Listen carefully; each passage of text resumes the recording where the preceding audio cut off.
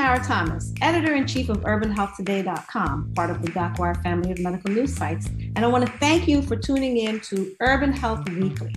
Our goal each week is to keep you informed of the latest in health and medical news right from today's headlines. It's time to empower yourself with open conversations about your medical care with news that matters to you. So are you ready? Let's get started. Hi, I'm Tamara Thomas, and welcome to Urban Health Weekly, where we talk about medical news and health topics that matter to you. So I'm here with Jackie and Lou. How are you guys? Good. How are you guys doing? I'm all right. I'm doing good. I'm doing good. That's good. Everyone's good. Okay, so let's just jump into it. This is Lou's gonna read it, but I'm just wondering if this is an urban legend or if this is caution. I have my qualms right. also. Okay. Now, the source of this story, typically we source stories from the NIH or the CDC. This is just so incredible that, So this is from a travel site. However, it's a reputable site, and the story is referenced and all the. We'll have a link to it. We'll have a link to it on our site, going in there. So it starts out with an unnamed woman. I'm not going to name her name here. Went to the Dominican Republic to get her friend went to. Well, her friend. Makes it even more like. Yeah. Her friend went to the Dominican Republic to get a BBL. For those of you that don't know what a BBL is, it's the Brazilian butt lift. Okay. Let's not shame people. Let me give just people a quick, in case people don't know what a Brazilian butt lift is, because there are people who don't do plastic surgery. A Brazilian butt lift, that's a procedure that makes you, aesthetically more curvy, because what happens is the plastic surgeon does liposuction around your midriff, or your back and your stomach, and takes that fat, harvests it, and injects that purified fat back into your backside and your hips to give you more of an hourglass curvy shape. In that way, you get that video vixen shape that's popular in the music videos and such. Okay. So the woman, and of course, stop us all when you see something that's very, very wrong here. The woman went to a doctor promoted on Instagram, but apparently did not do much research beyond that. Okay, so there you go, everybody. Do not do your research. Just go to your doctor on Instagram.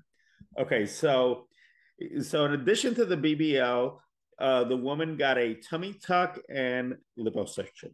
Later, the woman experienced body aches and headaches. So she went to her doctor, who noticed that her kidney count was low. The doctor asked her if she had any surgeries within the last year, and she said yes. Later on, a CAT scan revealed that her kidney was missing. All right. That's end of story.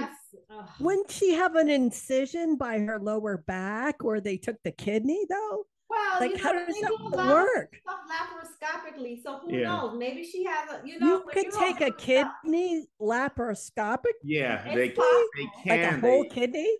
Yeah, the kidney. Probably. Yeah, the kidneys can be removed. I had a friend who donated a kidney, and she had her kidney removed. They removed it through the navel, so it left no scar. So she never really even. Wow. Oh, what? Well, she never. You wouldn't know that she had it. She knew she had it because she donated it. But if my gosh. So it's entirely possible with all the bruising and everything that, even if they didn't take it. Yeah. Oh my gosh. It was on the table while they were nipping and tucking, that they could have taken that kidney. I don't know. Could she maybe have just been born with just one kidney? I mean, I guess it would have shown all the trauma from the incision. Yeah, I think they pretty much.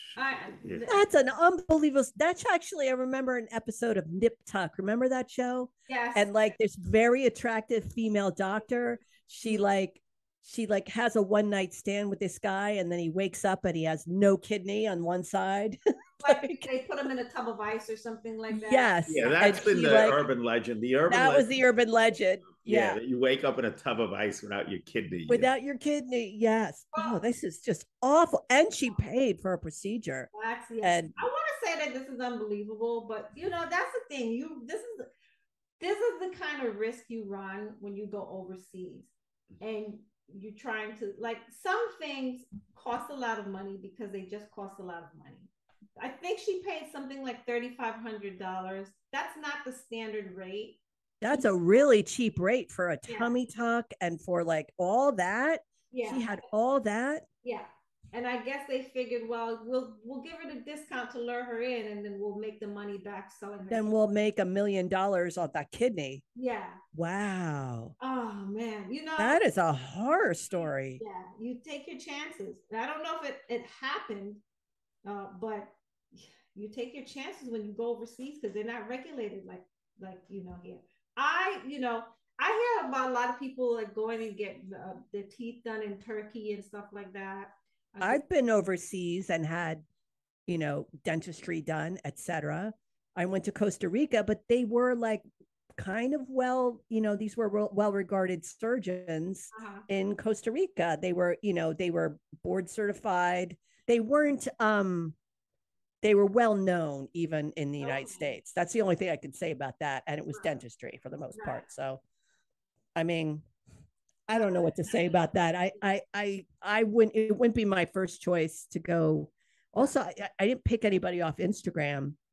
There's places, if you stay in the US, you're at least protected. Like if you're in New York and you go to Florida, or you're in New York and you go to Texas, you're protected. You go out of the country, you have zero. No recourse. And that's all I wanted to say about that. If this in fact did happen, I don't know if this actually happened, but if this did happen, this is a cautionary tale. Please save your money, wait an extra year, and save your money. Yes. And try, if you must go overseas, go to somebody reputable. Go to like the plastic surgery blogs and such, and find out, just like you buy something off of Amazon and you read the reviews before you buy it, right? You don't just blindly buy and say, oh, that's a great price. Like you read the reviews, like well-reviewed providers if you must go overseas. That's all I'm going to say on that matter. Whew, that was something. All right, so on to the medical news of the week. Go ahead. Okay, so the next story we have is from Wired.com. And, it's titled Big Pharma Says Drug Prices Reflect R&D Costs Researchers Call BS. My R&D God. means research and development. Right, R&D. Mm-hmm. So anyway, just to preface this, in the news right now is a lot of legislation about what can and cannot be charged. So this story is a bit relevant in terms of that. The Clinical and Economic Review came up with some statistics that prescription drugs in the United States cost 2.5 times more than they do in any other country. That almost every new cancer drug starts at $100,000 a year. And the 2022 study also found that the average price for newly released drugs is 20% higher year on year. So none of those things is encouraging. They also cited the fact that there's a black box, or a mysterious black box they called it, around drug pricing in the United States, where pharmaceutical companies do not reveal the formula for pricing drugs. Now, having worked in the pharmaceutical industry, I can shed some light on it. I want you to do the bluff, bottom line up front. What's the bottom line up front? What did the research find? Well, the research. Because I'm about to blast. All right, go ahead. Tell us what the research. No, I'm not. No, you have to. What did the research find? What do you mean? What did the research find? What did the research? They researched this, and what did their study find? That we're being somewhat overcharged. No. Okay, I'm going to tell you. The researchers found no correlation between R&D and drug costs. And the reason I disagree. I disagree. We had many an argument over this, with him saying, "Oh, the cost of R&D," and me saying, "I don't think so." But themselves, they said it themselves. Their goal is to ensure the drug had the greatest share of the market for the highest price for the longest period of time. So go ahead. I want to hear your rebut to this. All right. Well, look. At the end of the day, if anybody's interested in this, it's a September paper in JAMA, published by Oliver, God, me and names, Wooters from the London School of Economics. Is there? He did not find. He did 60 drugs, didn't find any correlation between a drug. No correlation. Yes. Okay. No correlation. None. Drug to research. However, the study did not take into consideration how many drugs just you don't bring to market. No, it's you can't price that in. Of course you can. Well, that's what they're doing. Okay, so that's how they're justifying their prices for one drug. They're saying, well, we've got 10 failed drugs, so we have to recoup all the money from the 10 failed drugs on this one drug that is passing the muster. Okay. Does that sound fair to you, Jackie? Feels like she's in the middle here, but no, go ahead, Jackie. There's no mistake to mind. me. There's no mistake to me. This is ridiculous. This is they get not justified for those kind of prices. It doesn't make any kind of sense other than profit. Okay. Go ahead, Mr. Big Business. All right. I'm gonna start out with the worst and then work my way from there. Okay. So do you feel wait. What is this? The court of law? No, I'm just asking you. Do you really think that it's right to factor in the price of all their failed drugs into this one drug, or is that not the cost of doing business? The cost, in my opinion, the cost of doing business is, okay, these failed. All right, but we probably get some tax rebate on that anyway. Let's focus on this. This will save lives. Not, well, let's get the tax rebates on these losses and let's pack it into the price of this drug that did work. That's outrageous. I don't think, that part is not outrageous. What? Okay.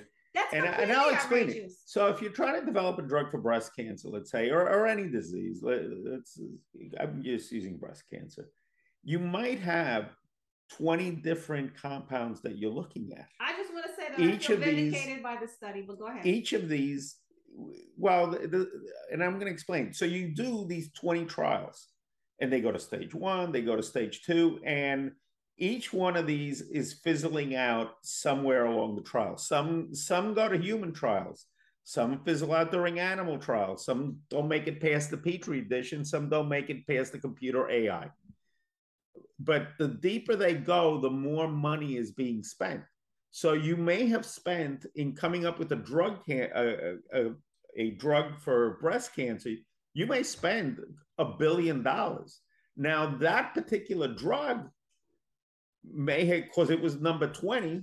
Remember, they give these a name or a number. So there's number 1, number 2. Yes. It goes up to like 389, whatever. Mm-hmm. So the promising one might be 327. So 327 is the one that goes all the way. All the other ones fall to the side. The trial for 327 is not that expensive. It really is not that expensive when you look at how much money the company is going to make. All the other costs have to be factored into the price of that drug. It just is common sense. That's how discovery works. That doesn't sound like common sense. However, I was going to give you ammunition against Pfizer. Do you want to hear it? I'm listening. Pfizer's profit margin last year was 28.92%. I looked it up on the internet. Okay. 28.92%. So what does that mean? Meaning that they are making money. Oh, yeah. The drug companies are making money. So at the end of the day, they are making money. Now. And also, haven't we established that they do benefit from all kinds of research that takes place on universities Thank you. We've established that's in there too, yeah, right? That they don't always front all the costs. And a lot. And remember when we did that whole thing where it turned out that the government was footing the government funded a lot of these, and then they were benefiting from the research that the government had funded. Not spending nearly as much on these drugs as they like to have us think they do. The government funding only is in areas that the government would like you to research it. It's still monies that come in. Okay, so I'm going back to the argument that you just made. You said that the outrageous price that they make for the drug that does get to market is based on all their losses from all the other drugs. Their losses, but they actually benefit also from university research and all the kind of donations that have come in, governmental, etc., indirectly too, and that's not getting factored into that cost. People look at a drug company and think we're just going to have this argument. No, because they're still a company first, so they're looking to make a profit here in terms of what the drug company is. The drug company doesn't have a bunch of science. It doesn't really have a whole plethora of scientists all working there doing research or any of that. The drug company, for the most part, is funding research in universities, in private centers, et cetera, all around. So all of this research is happening in 20 different places at the same time.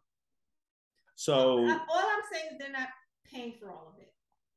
Well, there's various people paying for it. The government does pay for a little of it, and we're talking very little of it. As a percentage, the government pays for very little. Now, remember, the NIH and the CDC and all that, they don't cure anything. They rely on, and we saw that during COVID, they rely on pharmaceutical companies to come out and do all of this. Now, if you remember, during all of this, there was all these companies that had these drugs and all that. Even J&J, even the J&J drug has kind of gone by the wayside. It's only Pfizer and Moderna now that have a viable. Damn if they didn't make cream off the top of the market. Okay, Pfizer. That's why I picked Pfizer. That was the one that did. That's why they had the profit. Oh yeah, but what happened to J&J's investment? What happened to AstraZeneca's investment? That didn't. J&J's investment, they made the money, and now their drug is faltering, and it's like, okay, well, we came to do what we came to do. We got How about AZ? AZ barely worked, and there was a whole lot of other ones that were there that never really got to market. Now, the drug company itself, Pfizer, what they do and their expertise is not in creating drugs, even though they'll create a drug under their name. Their expertise is in selling. This is a marketing company. There's a company that sells drugs to the doctors, that manufactures the drug after it's discovered. That's what they do. They really don't have people on staff that do drug discovery. What they do is they buy up with their profits all these little biotech companies. Give them all these itty bitty companies get bought up, and every day you see one got bought up. Ambio, something got bought up by J&J yesterday. What they do is all these little biotech companies, they're just getting loans. They don't sell anything. These are companies that every year they borrow $1 billion and $1 billion and $1 billion. They have a bunch of scientists there discovering all these drugs, doing all the clinical trials, et cetera, et cetera. Once they get a really good portfolio of drugs, they get bought up by a big drug company. They get swallowed up. So is that their entire goal, is to get bought up? Okay. Yeah. So then basically these big companies, they bring everything to market. Is that what you're saying? Okay. Right. And that's what they use their profits for. So, it's like a big, it's like a big fish. You ever see that thing where this little fish eats another little fish, and then another bigger fish comes? At the end of that food chain is like Pfizer and all Merck and all those. They're the big fish that come and eat somebody that's already eaten somebody that's already eaten somebody that's already eaten somebody. So when we look at it, are we being overcharged? But what they're throwing in, okay, in order to keep this company going for the next 5 or 10 years, we're going to have to buy 20 companies. And guess what? Out of these 20 companies that they buy and all the debt that they assume from these 20 companies, because believe me, these biotech companies have billions of dollars of debt. Once they assume all this debt, they got to go and then bring these drugs to market and hope these drugs work. So that's why you get this type of stuff. And, when you're bashing the U.S., okay. No one's bashing the U.S. The article does. No, the article does. No, the article's not bashing you. All the researchers are saying 2.5 times more. Okay, I think that's a bash. But no, that's not a bash. That's fact. If you're coming into my store and telling me my pizza costs 2.5 more times than the guy next door, that's just a fact. That's just we're just letting you know. We see what the facts are. Better ingredients. Research does not discriminate. Research is what it is. It's data. And all they're saying is the data does not bear out what they're saying. They're saying that, and they're also saying that they would be able to have, bigger data sets and and more information if a lot of the stuff wasn't so buried. And so that's why the study was such a small study. But where there's smoke, there's fire. Look, and I feel vindicated. Are our people being overcharged? Absolutely. There it is. No, but I feel that the United States is being overcharged. I think that's a wonderful place for us to move on to the next I'm not going to be convinced. You had me at absolutely. Oh, please. You know what? You know what, everybody here? This is what I'm going to do. These are my notes. All right? I'm ripping up my notes. That's it. Listen, with that, you said the magic word. With that, you know what? Let's take a break and we'll come back. All right. It's been too much. And we're back. And we are going to move on to the next topic. Take it away. Okay. This article can be found on abcnews.com, and it's titled "Some Trans Men Call for Inclusion Amid Abortion Fight." Quote unquote, we exist. So basically, in the aftermath of the U.S. Supreme Court ruling overturning Roe versus Wade, the language around who's affected by abortion rights has largely been focused on one group, which is cisgender women. But now, there's a lot of the non-binary transgender men living in New York City that want to be... Not just New York City. Well, in New York City, the article talks about the people in New York City. So, okay. Yeah, well, starts off in New York City. However, they say that the real problem, if I go through the article itself, the real problem is in the South. Yes. Where things are a lot more exclusionary. And there is a call there's an abortion ban. An abortion ban and a call for understanding as to what the definitions are. Can a cisgender person become pregnant? Absolutely.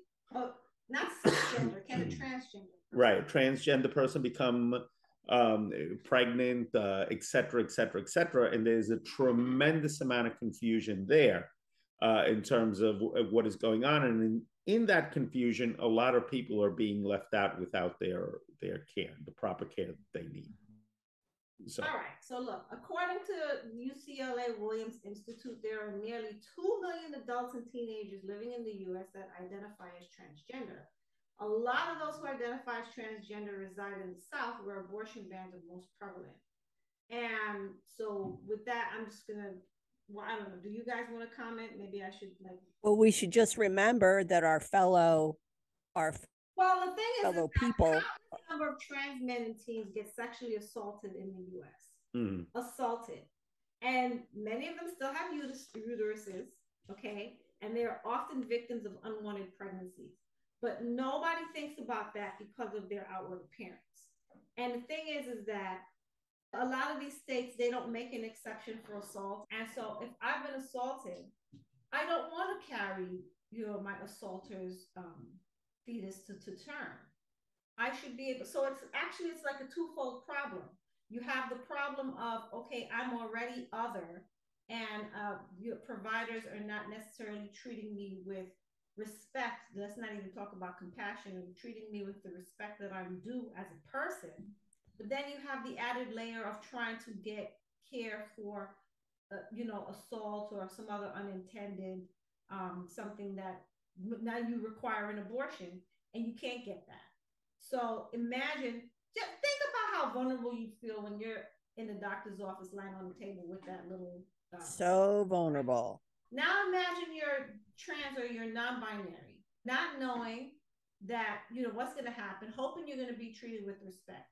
I can't imagine getting medical care, and being stigmatized like that. Well, a lot of it starts, believe it or not, with insurance and with forms, because most forms ask you, are you male or are you female? There There's is no. still a lot of binary forms out there. Yeah. They're getting that. In fact, I just read that New York State has come up on the driver's license where you can be an M, an F, or an X. And I think that's all very wonderful. Yeah. But there's the reality of when you walk into that, and that's an institution. So that's that's different number one. Yes. It's a start. Yeah. It's a start, yes. But it's a little different from dealing with a provider or providers that have to take care of your person. But when a form is filled out, it's always very important to put in. They say you M or you F. A lot of people fill them out for what gender they identify with. You know, so if you're now living as a man, they may check man, where inside they may have the reproductive organs of a woman. But do you understand the point that I get that? But do you understand the point that I'm making is that just imagine you lay down on the table and your parts don't match the form. Mm-hmm. Now you've got to deal with this provider. You don't know what they're. Yeah, and you're just hoping the provider isn't somebody who's rolling their eyes. That's or you know, you just or by you. You don't want the nurse or the assistant smirking. I mean, you just don't want that. You just want to go in and be taken care of. That's what I'm talking about. There's the institution, and then there's the personal level of this. And I really think, I say this all the time, and I'm going to keep coming back to it. The answer is we need to have diverse healthcare professionals. This country needs to do more to incentivize schools and colleges to bring in diverse, not just Black, not just Latino. They need to bring in the LGBTQ providers. They need to bring in all different kinds of of providers to meet the needs of an ever-changing population. People need to feel like they matter and they belong and that they deserve respect. And if you are looking at a system where everyone doesn't look like you because it's a bunch of cisgendered individuals, it's going to be very difficult to break through that barrier and get the respect and compassion you deserve. And I have to say, this is why places like Planned Parenthood are so important. Yes. Parenthood, they roll with it and they make you feel, this is not an endorsement for them. I'm just talking my experience with them. They are up to date. Exactly. That's the only time in my life that when I was young coming up, that I never felt safe and reassured at Planned Parenthood as a kid. They explained things to me. They didn't judge me. I didn't feel judged at Planned Parenthood. They do so much more than just abortion care, and that is getting lost in this whole fight and conversation.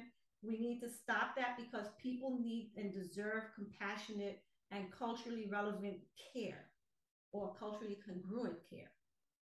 I know we're still a long ways off from that, but this is what I'd like to see. I really think this is what would run. You could give people all the lectures and the cultural sensitivity training you want, but at the end of the day, when you're in the room with that person, they don't even know how they're going to react.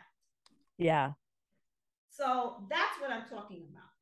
We've got to account for marginalized people who need care and deserve, respect, even if they don't get compassion, but at least respect.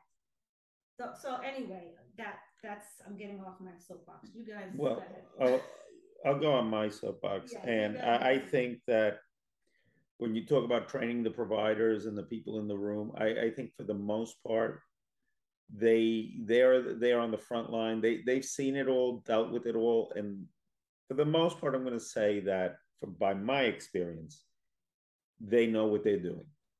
Where you do have a lot of problems is with that back end. The back end is the forms, the insurance, that whole administrative process. That whole administrative process that deals with getting paid. The whole administrative process that deals with filling out forms.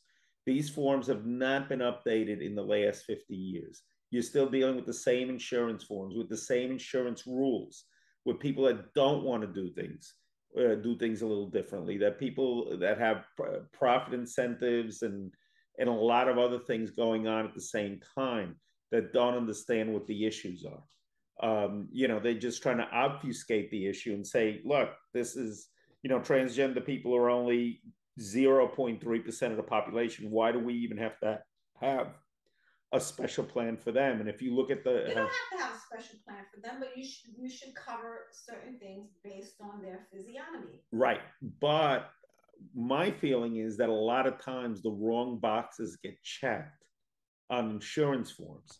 The wrong, you know, just things. If they don't know how to code things Right. properly. So if I show up properly, and my insurance company has me designated as an M, and I go in for an OBG procedure, guess what? It's going to be. Oh, yeah. And then it's a nightmare for you. Yeah. Then I go into the nightmare. But then that's when pre-authorization is important too. But that's what we get. No, but this, I think this is what this you story is about. You think it's hand in hand. This story is about. Okay, but I think that's also part of the discussion, and I think that's an important part. But what I'm talking about, those are not the parts that the patient sees. Because I get that. Like, they don't see it, but they experience it. They experience it because he's saying that primes the healthcare provider. Yeah, it goes all the way up. The healthcare provider is going to say, I'm not going to get paid for this. Right. It's going to affect their mood coming into the room. Yeah, I absolutely. They're not going to want to touch this in terms of that. They're going to say, why am I even here?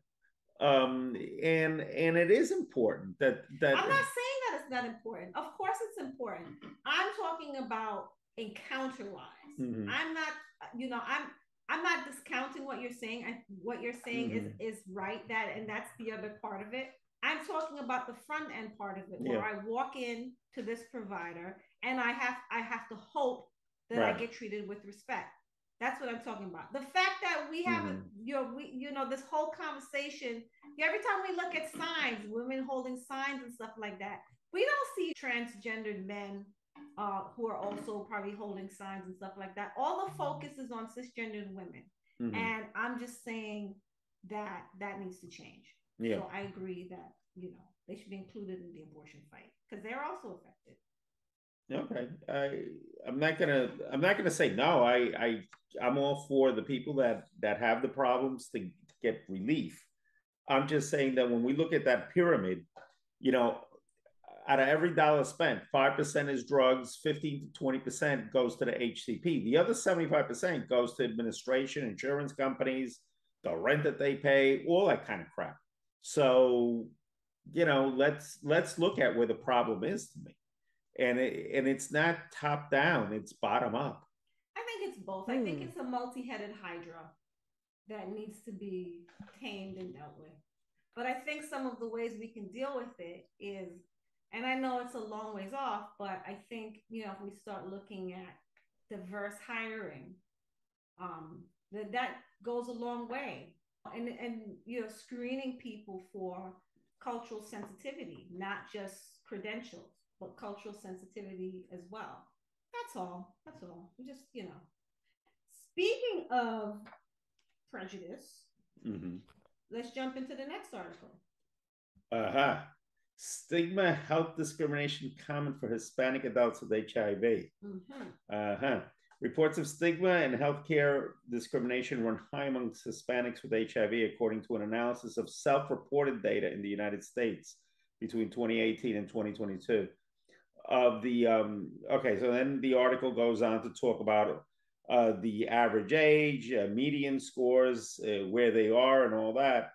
But then it says that nearly 23% of Hispanics with HIV also reported receiving healthcare discrimination in the previous 12 months. You see what I'm talking about? Healthcare discrimination. Don't act like it's not a thing. Right.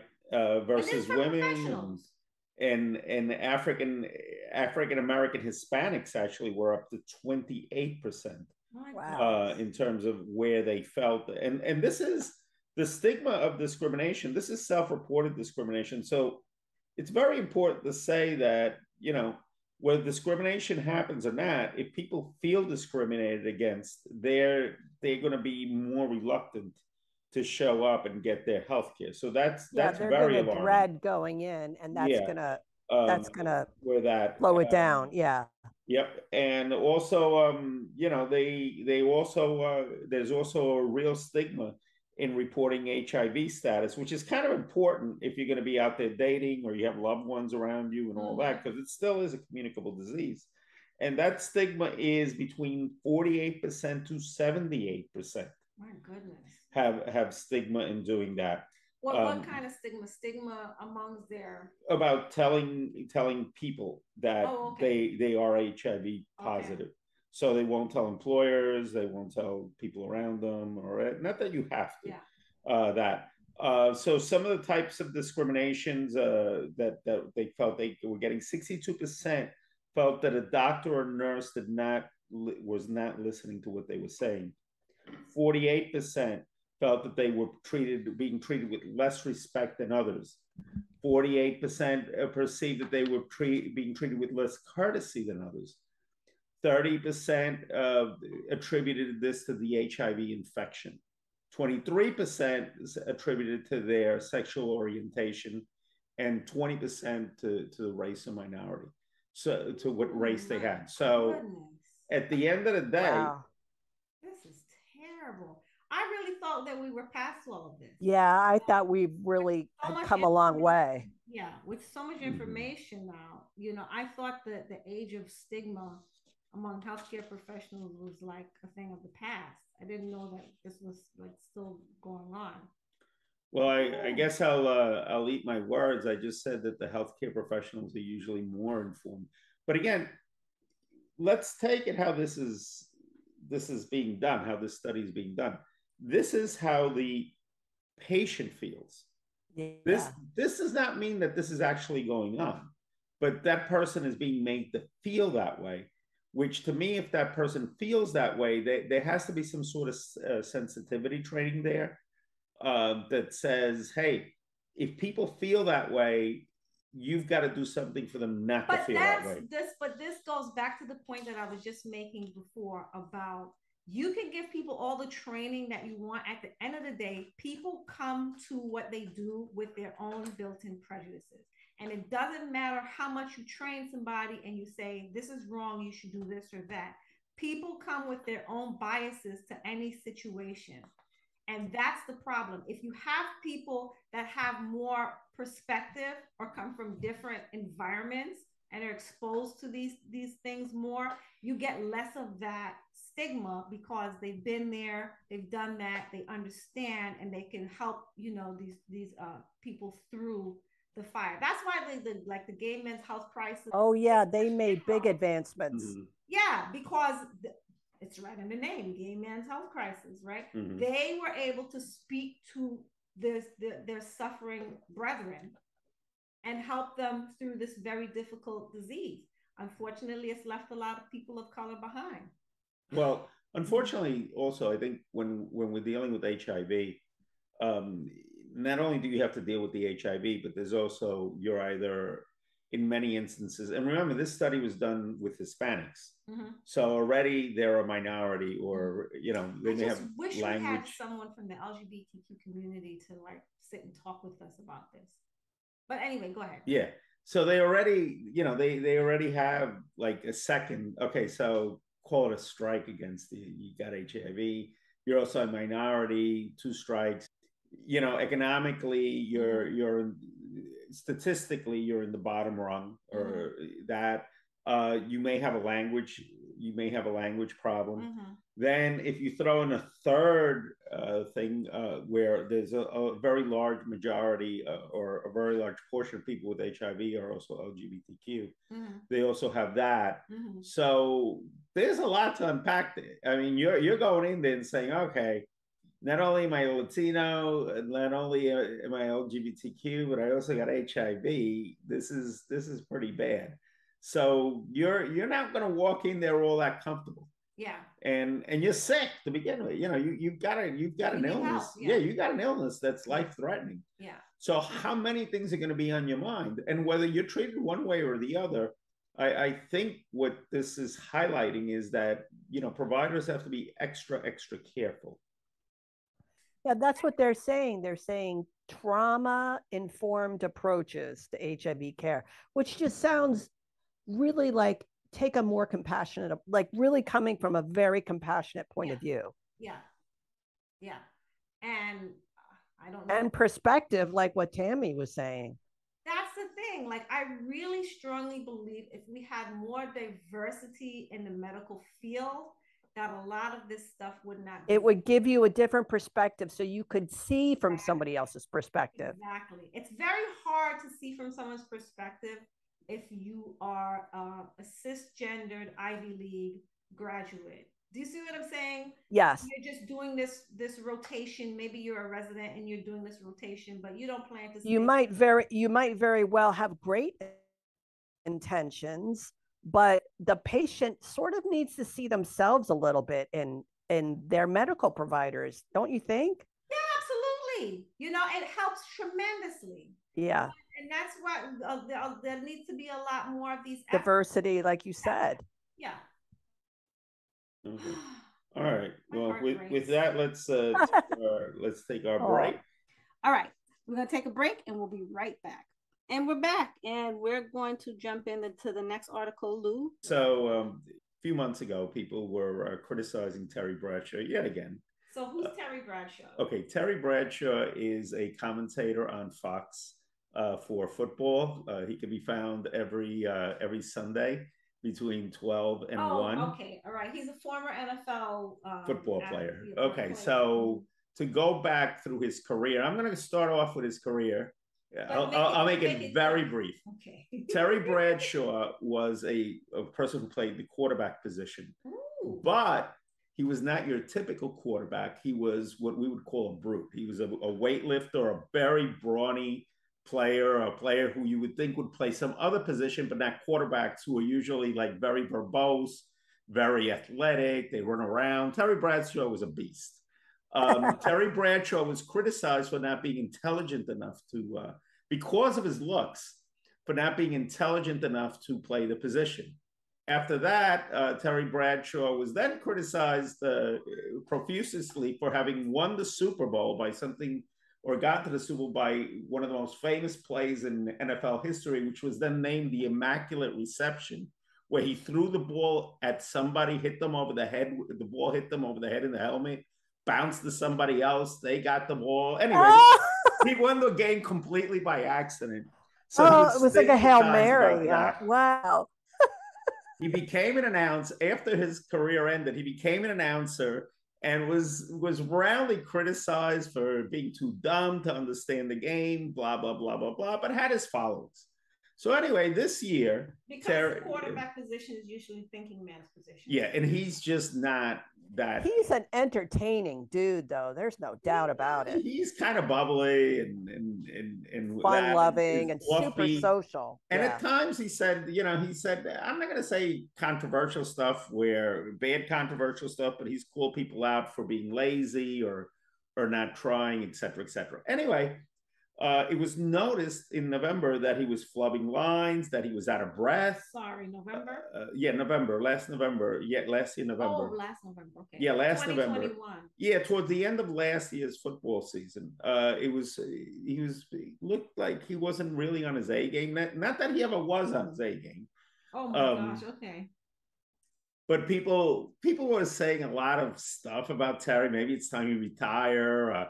A whole bunch of stuff. Why is he there? And you also have to realize that he's sitting next to like Michael Strahan and Howie Long. I was going to say, I never really noticed because I'm always looking at Howie Long and Michael Strahan. So I never noticed him at all. I mean, look, if I'm sitting between Brad Pitt and some other matinee idol, you're going to say, who's that guy? Yeah, they're like the matinee idols of, aging, but matinee idols of the NFL. Yeah, you got all these really good-looking people, and then there's Terry Bradshaw. So anyway, there was all that. Now it's come out that Terry Bradshaw actually had bladder cancer and hadn't told his employers, hadn't told the media, God forbid that you not announce it to the media, and hadn't even told his family. And now poor Terry, to me, he's being criticized that how could you not tell us? But that not only did he have bladder cancer, which I think he's now cured from, but he also has Merkel cell skin cancer on top of that. So he had the double whammy of cancer and then cancer while trying to maintain his schedule. And then people felt as if, how dare you not tell me? Now I can understand his family feeling that way. He doesn't owe anything to the public to share. Yeah, I agree with you on that. About that. Mm-hmm. And it was brave of him to, come forward and talk about it. Mm-hmm. And I'm glad that he's here, that he can talk about it in the past tense. But, this whole righteous indignation that people felt they had the right to know his business. No, you didn't. Yeah. You're not entitled to that information. Yeah, if I was diagnosed with cancer, I'm not even sure if I tell my family I had it. Really? What are they going to do? You're worried that you would just worry them? For his family, I think at least, his family should have known so they could rally around him and be a support that he needed. I'm sure there were times when he was not feeling really well. It would have been nice to have been able to rely on his girls and, to rally around him and make him a sandwich, something. I don't know. Right. Give them the opportunity to be able to do something. Yeah, here's your slippers, Dad. Something. I don't know. Do you want to watch something? Can I sit with you and watch something? Just that idea of someone being there, even if they don't actually do anything for you, but it just makes you feel better. So I think that he should have told his family, but that's how men are, unfortunately. I mean, it's true. That's how men are. True. I guess. Anyway. What say you, Lou? What say you? As the man. I'm glad that he handled it the way he did. You think you think he shouldn't have told his family? You think he was right not to tell them? I think he was right in doing it the way he felt the most comfortable doing it. And didn't say, well, now that I have it, I got to tell everybody. But how did he get away? How did he get away? So he went a year without. Yes, he went a year. He kept this to himself. He got treatment and everything and never said a word. Until he told him he was cancer free. Wow. That's mental toughness. I don't know that I could sit on that by myself and carry that burden by myself for an entire year. What do you think? Is that? Yeah, I don't think I could either. Also, I don't know what purpose it achieves, but I mean, apparently he believes it. I mean, it meant something to him, obviously. I think he said something about not wanting the pity party, like he didn't want people to feel sorry for him because. Okay. And then also people are mean, It's like if you as a celebrity say something, then people start coming out of the woodwork like, oh, well, you're rich, deal with it. I remember somebody had mentioned something about gas prices, and immediately, because he was driving like a nice vehicle, immediately people all over social media launched on him. Oh, how dare you talk about gas prices, you rich person? You don't have to worry, as if people with money don't have money concerns about the price of gas going up like everybody else. So they do jump all over you, and they do, kind of shame you for having money. Yeah, I could see why he didn't come out with it publicly. They'd be like, yeah, you had cancer. Well, you've got the money to fight cancer. My husband died of cancer. I don't want to hear you. They get really mean when you have means. Nobody wants to hear it. So I guess I understand. Oh, but anyway. I still think he should have told his family. Yeah, I kind of go with you on that one too. I mean, your family. Okay, 2-1. Outvoted again. So you think that he was justified in not telling his family? I think that's a pretty big secret to hide from your loved ones. I don't even think it's emphasis a secret. on love. I think Yes, it was a secret. He was saying he was on the road traveling for work and getting cancer treatment. What? Yeah. Okay. And suffering in silence. Okay. He left out a pretty big portion of his day to his wife. You're in the bathroom a little long there, Terry. Is everything okay? Oh, yeah, everything's just fine. Normal, nothing's different. Same thing as ever. Exactly. I mean, he could have died, and then no one would have been any the wiser. Yeah, and then you would have been like, what? Let me tell you, my girlfriend found out that her husband had gastrointestinal cancer when he passed out. He never told her. And he knew. He knew. And he never told her. And it's not until he passed out and she had to take him racing the ambulance to the hospital that she found out. He would have taken it to his grave. Wow. That's not nice. But you know, look, he's alive, he's well, he's cancer free, thank goodness. I just, you know, men, please tell your families when you're sick. They just want to help you. Okay. All right. So that's what Lou was saying. Maybe he wanted to be cured first. And if he believed that the cure, and yeah, but he didn't include telling his family. All right. All right. Told his family. I just, Yeah, to me, that's the biggest story. The fact that, yeah, you know, he just but he did it his doesn't way. owe the world any information. No, he doesn't. Yeah, I agree with you there. Yeah, but that's because they were hunting for his head. Like, oh, he's slow. Get him out of here. He can't do his job anymore. It's just no satisfying this beast called Twitter and social media. It's like, gosh, you know, they just want to eat you alive. They're so ferocious. They really are. It's terrible. Anyway, moving on. All right. We don't have a lot of time left, but moving on to this week's topic. let's go to hair straightening chemicals associated with higher uterine cancer risk. The creamy crack. That's Creamy right. crack. NIH study finds Black women may be more affected due to higher use. Ooh, okay. Women who use chemical hair straightening products were at higher risk for uterine cancer compared to women who did not report using these products, according to a new study from the NIH. Researchers found no associations with uterine cancer or other hair products that the women reported using, included hair dyes, bleach, highlights, or perms.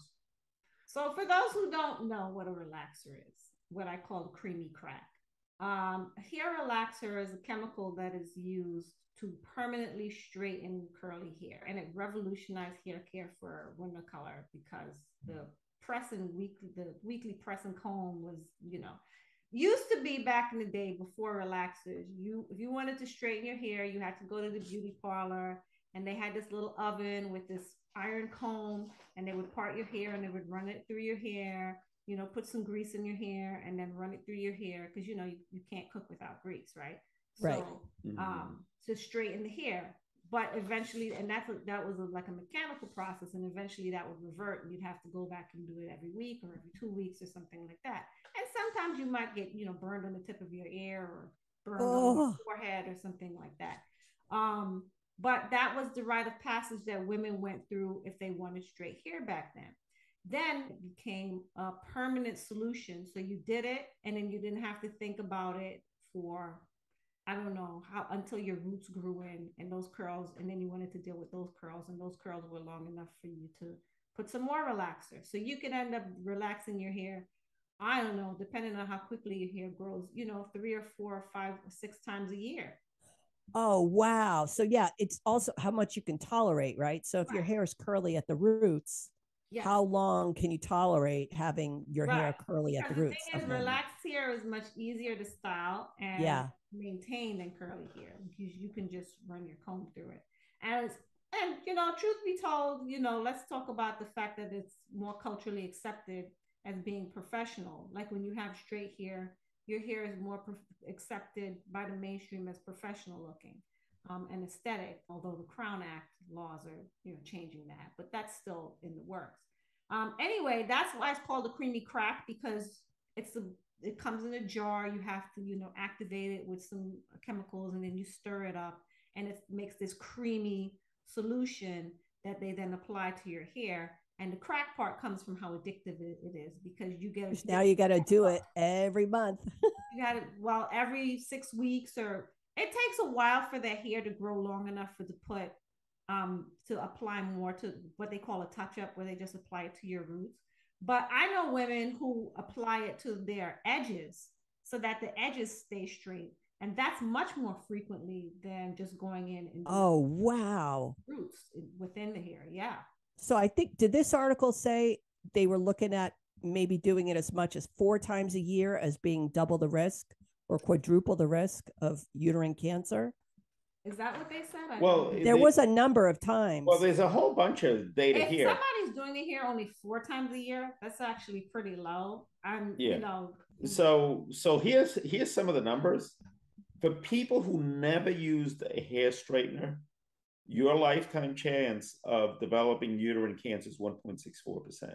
Okay, that's never used. It never used it. Okay. If you categorize yourself as a heavy user, And how many times a year is that? They don't go into that. I thought they said 4 times a year. Yeah, Is later a heavy user? later That's not on, a heavy anybody user. over 4. But the study itself, it's a little vague because the study itself was a self-identifying study because they didn't follow Which these means people. that they're probably not admitting how many times they really go. Yeah. Most women, Wow. let me tell you, Yeah. most women go to the salon 4 times a year is not a lot. Most women go to the salon. Maybe people have cut back, now that people are finding out how harmful it is to the hair. Yeah, it's just so much chemicals. Yeah. That's just how harmful. That's just how it is on your hair. Right. Not knowing any cancer risk at all, which just in terms of breakage alone for your hair. Right, exactly. The damage to the actual hair. Many people have cut back on how frequently they do it and allow the roots to grow out longer before they go back in between, what's called stretching. Yeah. But I used to know women who did their hair and teenagers and some little girls every 6 weeks. Oh my gosh. And some kids started so young too. Yes. That's a lot of time of that exposure. Over a lifetime of doing that. How many, if you do it every 6 weeks, how many times is that a year, Lou? That's about 8. Okay, so that's 8 times a year. Wow. 4 times would be stretching, meaning you really want to do it, it needs to get done, but you're letting it grow longer so that you have less exposure. Because what happens too is you have something called overlapping, where if the hair that grows in is not long enough, what happens is you end up over relaxing the hair. That edge part next to the overlapping area. Oh, you could break it right off, right? Right, exactly. So you have people who stretch it out, but that would be, from my experience, anecdotally, how many times a year people were really doing it. 6, wow, 6 times a year. Did they give those numbers? Well, no. The 2 numbers are, for people who never use it, 1.64% of those women do get uterine cancer.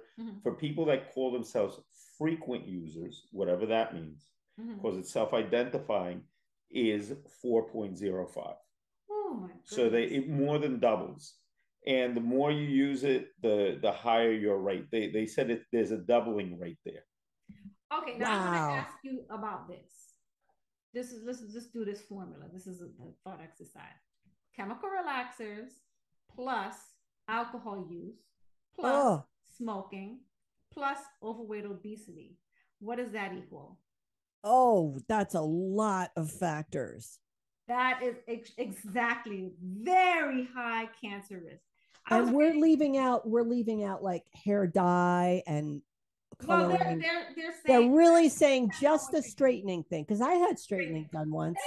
They have, but they already had studies from a few years ago where they determined that hair relaxer was already increased your risk of breast cancer. It's already an endocrine disruptor, so that was the relaxer. Okay, yeah, okay. The same relaxer. Now they're saying that they're discovering that, hey, guess what? It also raises your risk for uterine cancer. Yeah, and they're all, the article also touches a little bit on some of the other products that are used by mostly people with curly hair. I guess you're going to say African American women, some Hispanics. Did they talk about keratin? I think they talked about formaldehyde and some other things that are used in these things. And what does that exposure do to you in terms of long-term use? And that's more widely used because a lot of people do the keratin. Yeah, a lot of people do like the Japanese hair straightening. Like I've had that done before. I didn't do the keratin, I don't think,